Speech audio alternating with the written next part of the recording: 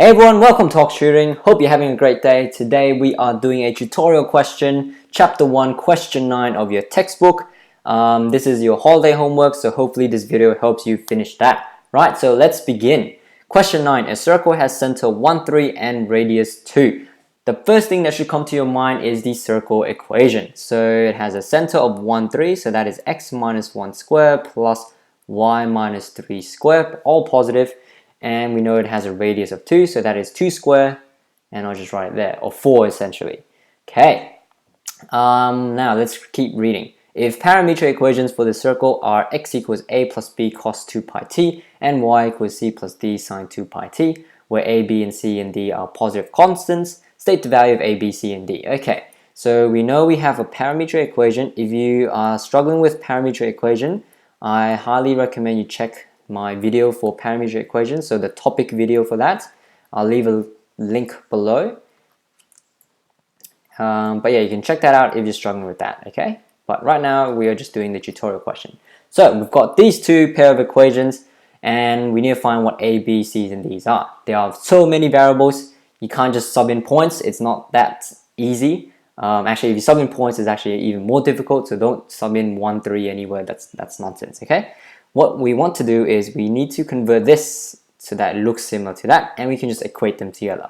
So x minus a, so we bring the a over here and then we divide both sides by b and we get this, and then equals to cos 2 pi t. You do the same for y, so y minus c over d equals to sine 2 pi t right there.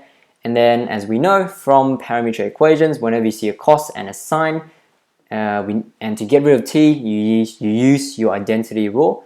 Cos square 2 pi t plus sine square 2 pi t equals to 1. Essentially, the identity rule is whenever you have cos square plus sine square and the function inside the bracket is the exact same, they should always equals to 1. And of course, our parametric equation, we need to square both sides as well so that you can use identity rule.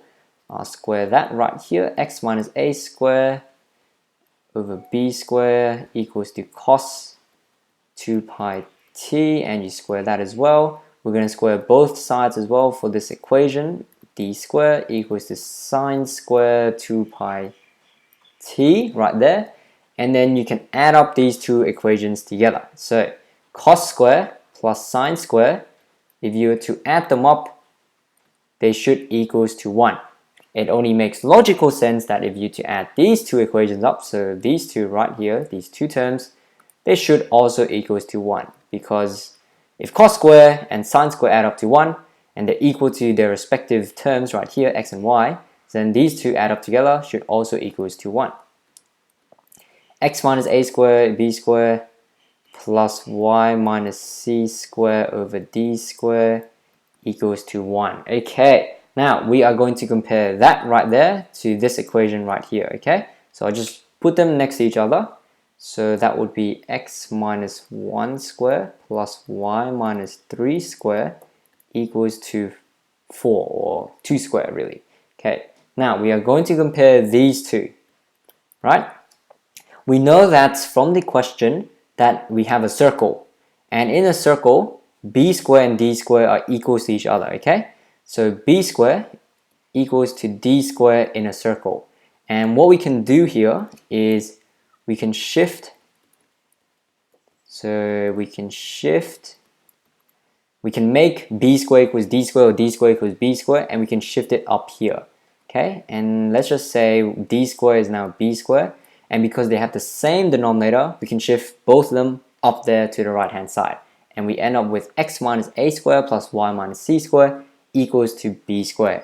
Okay, now you compare these two, they look the exact same, and you can tell the answer is a equals to 1, because right here, just compare that right there, equals to 1, and do the same for 3. So 3 is the same as c, so therefore c is equals to 3, and we know that b or d, b equals to d, because b squared equals to d squared, is equals to 2 square. So b squared equals to 4, so therefore b has to be 2. They can't be the negative sides, negative numbers, because as the question says, they are all positive constants, okay? So you can't take -2 here. Right, so that's pretty much it, guys. A equals to 1, C equals to 3, B and D are the same and they are equals to 2. This is how you solve for it. Really, it's just parametric, just a different type of question, but hopefully this video helps solve that issue. Thanks for watching, guys, and I'll see you in the next video.